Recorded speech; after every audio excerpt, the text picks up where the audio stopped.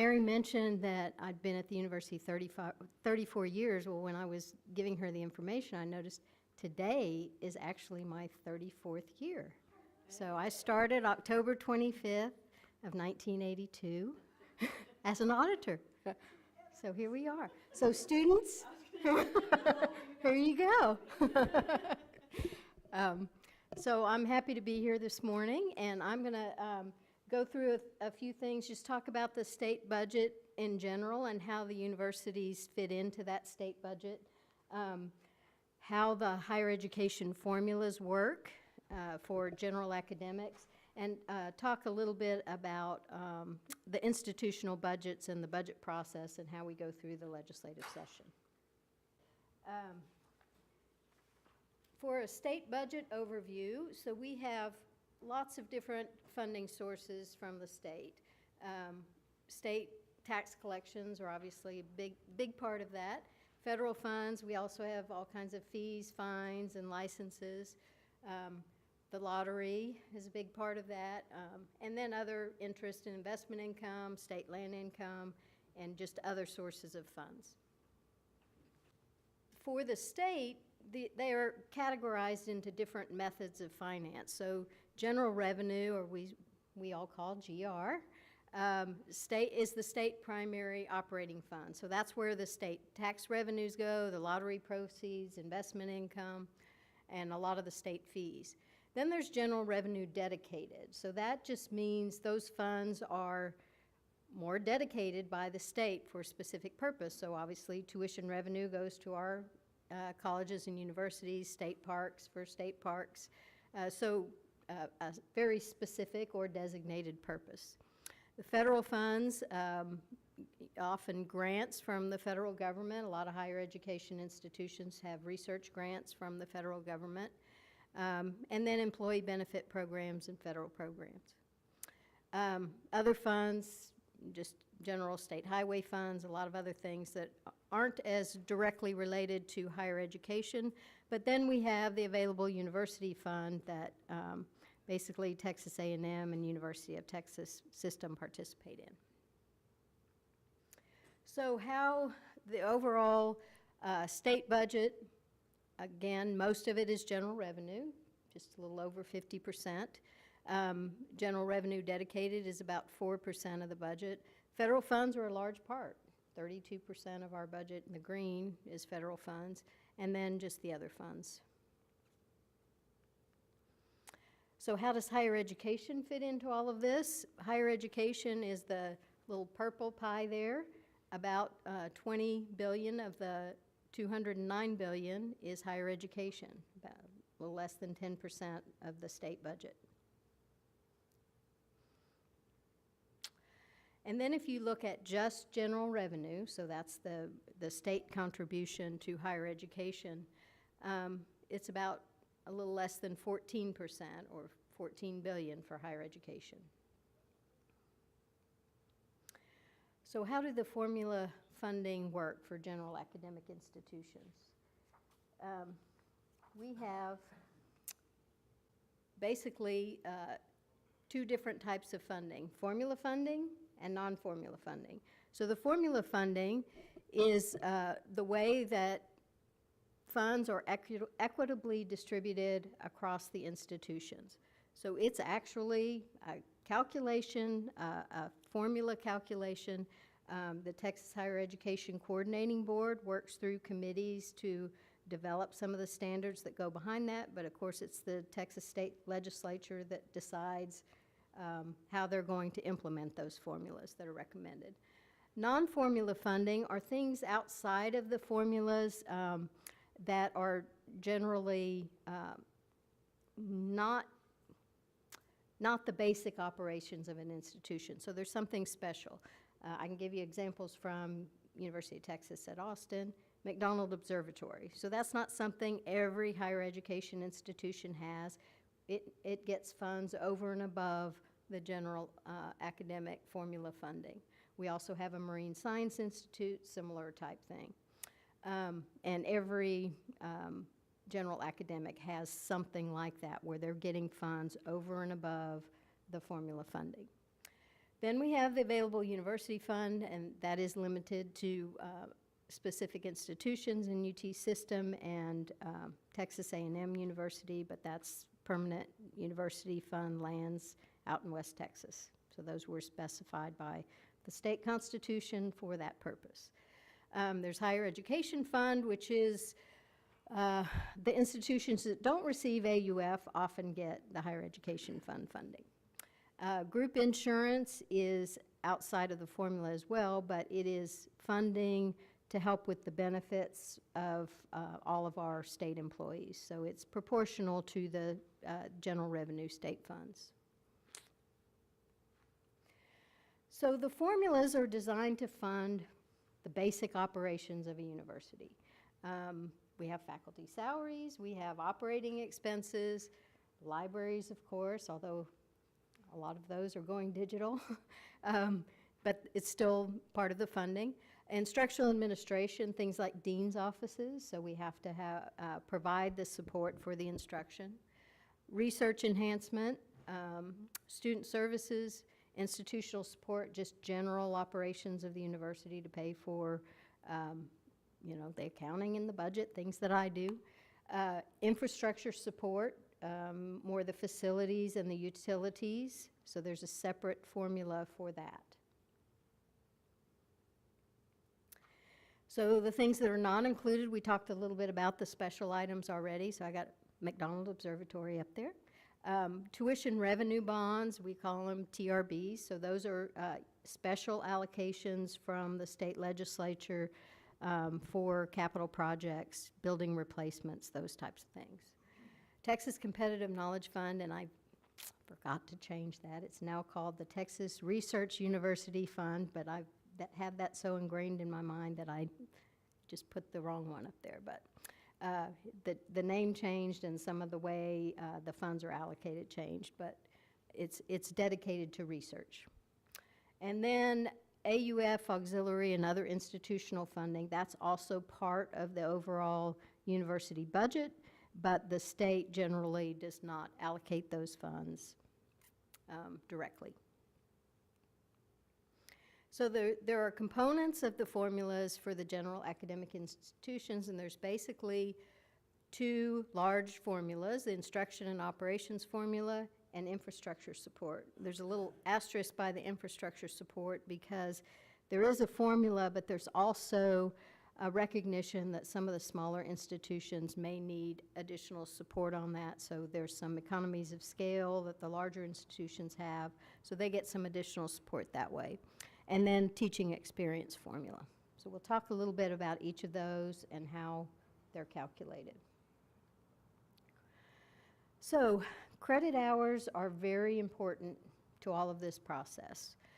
All of the formulas are driven by semester credit hours in some way. So it's the number of students that we're serving and how many hours they're taking. The instruction and operations formula is driven by expense per credit hour. Then the infrastructure support formula has other factors that are included, not just semester credit hour, but not just hours taught, but the program mix and a lot of other things that determine what types of buildings an organization might need to have. And then teaching experience is really the number of undergraduate credit hours taught by tenure or tenure track faculty. So it's just a supplemental encouragement to teach undergraduate courses with higher level faculty. So the basic concepts of the operations formula are the base period and the weighted semester credit hours. The base period is the 12 months that are going to be used for determining the formula funding. And we're in an even year right now, getting ready to go into a legislative session, so it's the summer and fall of 2016, and then they'll later pick up the spring of 2017. So the three most recent semesters will be picked up for the formula funding. And it's going to determine are formulas for the next 2 years, or appropriations for the next 2 years. So the weighted credit hours, so the weighting is based on the fact that different types of courses cost a different amount. So it's really to look at the cost of providing those courses to students. A history course generally will not cost as much as maybe an art or an engineering course or a natural sciences course that requires laboratories and special equipment. So those are the kinds of things this weighting takes into consideration. It looks at how much it costs, how much the faculty might cost. All of those types of things are factored in. Graduate student courses are generally smaller numbers of students, so it's a larger cost to a university. So all those things are factored in, and there's a formula matrix. So I'm going to show you a picture with the matrix. So here is the formula matrix that's actually in the appropriations bill that shows how the calculation is done. So you can see at the top left, a liberal arts lower division is 1. So basically it's considered the lowest cost to educate a student. And then you go into some of the higher categories. Veterinary medicine in the bottom right is 22 per semester credit hour. If you look at optometry at the doctoral level, 55.92, so a really expensive program.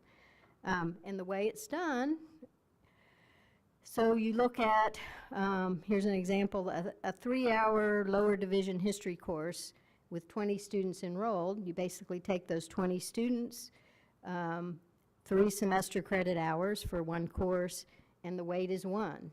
So you get 60 weighted semester credit hours. And you can see how it's done for the other categories. You just take the number of students, semester credit hours, and the weighting. So that's what's shown here, where you pick up the weighting for each. And then the state legislature decides how much that weight is going to be allocated for higher education. So that's part of the legislative process. It's part of the legislature looks at how much do they have available to put into higher education. So they determine the actual dollars that will be allocated per weighted semester credit hour.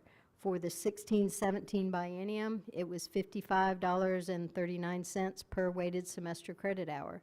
So if you go through those same examples, you just take that weighting times the 55.39, and there's the dollars per semester credit hour, or weighted semester credit hour. And here's that same matrix just showing the calculations.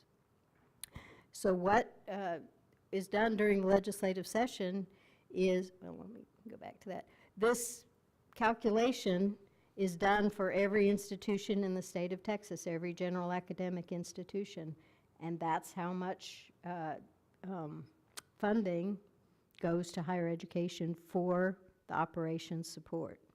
So it's really just a basic calculation. And again, that $55.39 can change. For example, we've had directions from the governor and the Legislative Budget Board that we're going to have a 4% reduction and possibly another 10% reduction, so that $55.39 could go down by those amounts, but we don't yet know what exactly will happen during the legislative session, but that's the indications that we've received. Okay? Are there questions about how that works before we go to infrastructure? Yes? So Mary, if an institution, well, I don't think they try to ever game the system, but if you have an influx of optometry students, Right. I mean, that would be beneficial. That's correct. To the university. That's correct. If you can get the faculty to teach, you know, additional students, and you have the laboratories to, you know, optometry, I'm sure, is going to need some laboratory space and teaching space and practice space and all those kinds of things. Yes, you could grow that program, but you're going to have additional costs in order to do that, and whether or not the additional formula funding would cover it would be decisions that an institution would have to make. But yes, those are definitely things that people have to look at. Mhm. Okay. Okay, so infrastructure support is the other large formula item, and this is for the buildings, the facilities, the utilities, and it's really driven by predicted square feet. So it's not the actual space that an institution has, but what space they should have based on the types of students that they have and the semester credit hours. So it does provide support for utilities as well. There is an indication or an separate calculation based on locality, because where you're paying the utilities, where your institution resides, can affect your utility rate. So there is some recognition for that.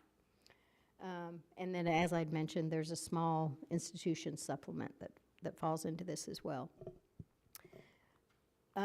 Here's the variables that are included in the space model, the current space model.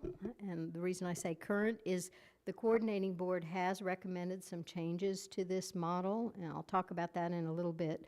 But really looking at the different types of space that an institution has and the type of space they should have based on their students. So how much library space, research, office, support, and teaching, of course. Okay. And then I mentioned the teaching experience supplement is a smaller formula, but it does drive some decisions of institutions in order to receive this funding.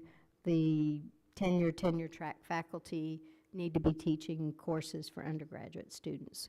And so it's an extra 10% weight, and most institutions do receive this in some way. Okay. So the other thing about formula funding is it's, the dollar amount is determined by the legislature, and then it's allocated among the institutions based on their weighted semester credit hours, and the growing institutions benefit because there's only so much of the pie, and if you're a growing institution, you get a larger piece of the pie.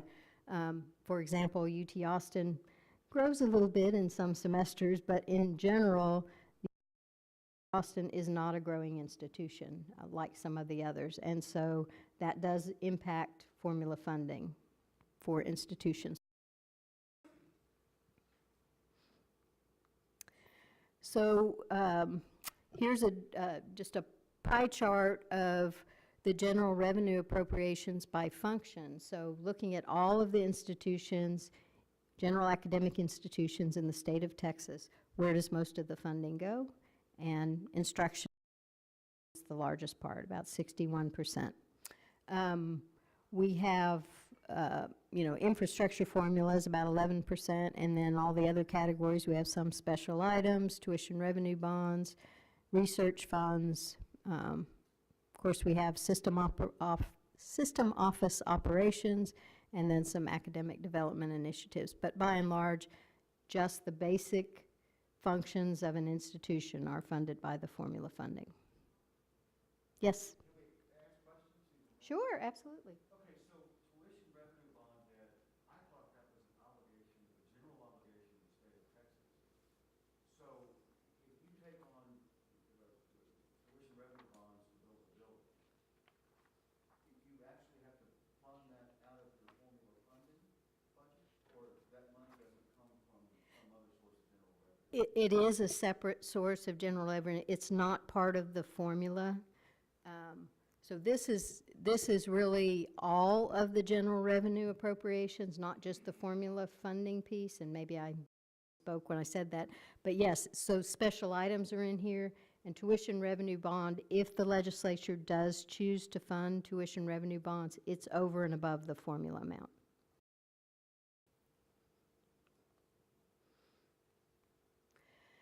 Okay, so that's how the general funding works. for higher education. I was going to talk a little bit about some of the funding issues that have come up in the last several sessions. One of the things is outcome-based funding. So this is another part. There was a formula advisory committee that worked on this within the coordinating board, and it's really looking at, is higher education meeting the needs of the state and getting the outcomes that the state expects? So there were a lot of committee discussions about it and determining what would drive the right actions of higher education institutions. And so it's a small part now of the formula funding. There are some specific metrics, so success metrics, and really each institution in the state has different priorities and different missions. And so the coordinating board recognized that and allowed the institutions to make some determinations on what their priorities are for these outcome-based funding. And so there are some choices made and basically proportional allocations for this funding. But it's to drive actions by higher education to get the outcomes that the state expects. And it's, as I said, it's a small portion of the formula funding now, but it could grow over time. And then I mentioned earlier about the space projection model. So the legislature actually required that the space projection model be reviewed in this last session. And so the Higher Education Coordinating Board did that review. They got some committees together. I think they had some independent review. And they came up with some recommendations. I won't go into all the details of the recommendations, but there were different options for general academics and higher education, health institutions. And so those will be presented to the legislature. It's really up to the legislature what they decide to do with that. But it could have some significant impact on the funding for the space model. And so the coordinating board is recommending that it be phased over 3 years if it's instituted. So this is just something that will come up during the session that we'll be addressing.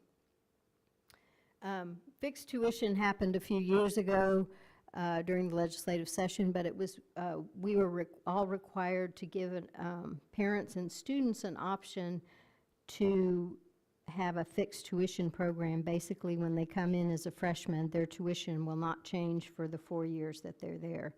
It's generally a little bit higher than tuition that may fluctuate because it's trying to account for the possibility that costs will go up over those 4 years. But it does give students some certainty, and we've had about 1,000 of our 8,000 freshmen take that option.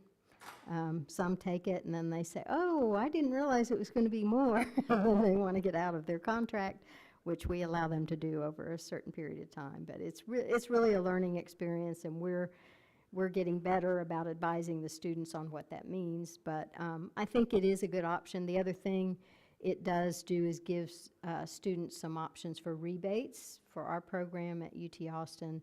So if they graduate in 4 years, it's basically 12 semesters, they get some rebates at the end. So even though it might cost more at the beginning, with those rebates and the incentives to graduate on time, they might actually save some money. How about giving some incentive to those who finish in 3 years? You know that if they finish in 3 years, they would certainly qualify for the rebate in 4, but I have not seen an institution do that, but there are students that definitely graduate in 3 years. Yeah. Yeah. Maybe charge a little more those who finish in 6 years. Yes. Yes. To me, it's hard. Yeah. Where I come from, you have to finish it in 3 years. That's a requirement to finish in 3 years? Yeah. Well, in India, it's 12 plus 3. Uh-huh. right. You pass or you flunk. Uh-huh. It's hard and extended to 4 year, 5 year, 6 year. Yeah, we've had, I mean, the Legislative Budget Board and the Coordinating Board tracks students who graduate in 4 years and then kind of graduate in 6 years, which seems to be when most students finish. Yeah. But that's a good thought, because there are students that graduate in 3 years, and they would save a lot of money, and the university would save a lot of money getting students through. We're working on the 4 years first. Okay, so what are some of the things that institutions do for their funding and budget activities during the year? Just in general, a university budget considers these funding sources. So they have state appropriated funds, and as the state as a whole, it's that blue pie there, about 28.6% comes from state appropriated funds. Parents obviously are paying into that now, and you can see tuition and fees are actually in the state of Texas higher than the state's contribution. We get federal funds, and then there's institutional resources. And I'll talk a little bit about each of these and how the higher education institutions address them. So appropriated funds for general academic institutions is the general revenue, so the formula-driven general revenue, the non-formula, the special items and the benefits that we talked about, and then the GR dedicated or local funds. So these are things that the state considers appropriated funds, but really they're driven by actions on our campus. So we collect tuition, we collect special course and laboratory fees. There's some income from sale of equipment, very small at most institutions, and then interest income that's held in the state treasury. Those are all fairly small. The big one is the tuition, obviously. And then we have other income, the available university fund at University of Texas and A&M. There's tobacco endowment proceeds. That was from the lawsuit years ago with the tobacco companies, and a lot of the health institutions receive that funding. And then the separate higher education fund. So we also have non-appropriated funds. So all that stuff we talked about with the state funds, this is outside of that. So this is funding that institutions of higher education have. Designated tuition is set by the Board of Regents now. So years ago, our tuition was set by the state legislature. It was the same for every institution in the state of Texas. And now there's a portion of our tuition that's set by the Board of Regents, recognizing that there are differences in institutions. There are some incidental fees at institutions, and then indirect cost recovery income. Every research grant negotiates a rate with the federal government, and we get those funds that to help run the rest of the university. So it's basically overhead for the cost of doing that research on our campus. So we have to use our buildings, we use our accounting office, we use our laboratories, we use our instructors in some cases. So that's just funding that the federal government provides over and above the direct research funding. They give us overhead funding. And then auxiliary enterprises, you're probably familiar with these. These are basically little businesses that are run on each campus. And so athletics at UT Austin is a self-supporting institution. They pay for all their buildings, their utilities, all their staff, all their coach retirements. We won't go there today, but so basically they're on their own bottom, but they are part of the university. We track all their funds. They're part of our accounting system. They're part of our budget, but they do not receive central funds to pay for their services. So we have student unions, recreational sports, housing and food is also an auxiliary enterprise. And then restricted funds. Restricted funds are funds that, and it's a very, very good word, they're restricted for a very specific purpose. So if we get a donation, a gift from a donor, they generally say, I want you to use it for this building, or I want you to use it for this chair in the College of Engineering, or, you know, it's very specific. Same with research grant. We don't get a research grant and they say, well, use it for whatever research you want. They want some very specific outcomes from that research, and we have to report that. So these are funds that we track and we report on, but we cannot use them for any general purpose of the university. They have to be used for the purpose for which we received it. So those are the different types of funds we have, and we do have to track, in most cases, all the different funding sources and keep them separate. Any questions about that before I talk about the session as a whole? I think we only have a few more minutes, so let me get through this real quick. So in a typical legislative year, of course, I don't have it up there, but the legislative year, the session starts in January and it goes through May. And so on the campuses during a legislative year, which we're going to have in 2017, we start our budget process around March, April timeframe, just getting general information together from the colleges and schools. When the legislative session ends, we may have changes in policies. We may have budget increases, or we may have budget decreases, and so we have to address those in a really quick manner to finalize and make the final adjustments. Generally, the budgets get turned into UT system in the July timeframe, or to system offices in general, and the board approves those budgets in the August timeframe, and then they become effective September 1st. So it's a very short time frame to get those done. We're also in the odd number years, in the even number years, so we did a legislative appropriation request this summer, 2016. It's really providing information so that the Legislative Budget Board can combine all of that information and provide information during the legislative session. Details on our financials, how we spent that money, any new requests for, they call it exceptional items at this point because we're requesting additional funding. So like a McDonald Observatory or Marine Science Institute, we're asking for additional funding for an exceptional reason, and if it gets approved, it becomes a special item.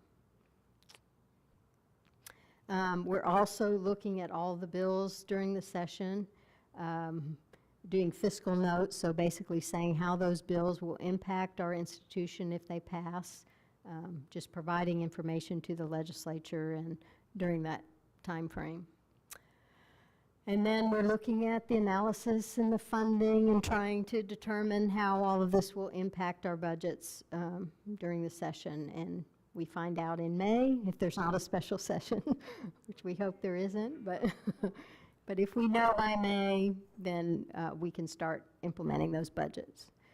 And then this is just in a non-legislative year, so in the years that we already know, so that formula and the legislative process appropriates funds for a 2-year period. So this would be our year 2018. We would already know our appropriations. We can go through the budget process for all our other sources of funding and make those estimates. But still the system and the board reviews and approves those in the August timeframe. And again, September is our fiscal year. So there are a lot of external influences on our budgets. Of course, the Board of Regents, the donors, alumni, legislature, parents, general public, we get media attention. So all of those things impact how we go through the budget process and how we get input. We're, of course, looking at all of our potential budget sources, and we're looking at cost reduction opportunities all of the time. There are sometimes considerations for tuition increases, but those have been pretty mitigated over the last several years, but that does happen occasionally. So I know we don't have a whole lot of time, but a few minutes for questions or anything else? Mm-hmm. And I just wanted to refer back to your slide on outcomes-based funding, the proposal that the board actually had adopted and recommended for the current biennium. Looking forward for the next biennium, 18-19, for the 17 session, they did adopt a new formula or a new model for outcomes-based funding, and it's called the graduation bonus, and it really simplifies the recommendation. So all those metrics that you had up on your slide have gone away. The only metric that we're looking at is actual graduation of students and providing a bonus for graduating at-risk students at $1,000 and then non-at-risk students at $500. So that would be a total of $150 million for outcomes-based funding for the graduation bonus. And the board also adopted the recommendation that leave it up to the legislature to decide whether it should be in or outside of the base. So that should be left up to their discretion when they're making these decisions. But I just wanted to I make that appreciate clarification. Yeah, that's good. Thanks. So that'll be something the legislature will consider along with the space model and. Yeah. Exactly. Okay, good point. Thank you. Anything else? All right. Thank you very much.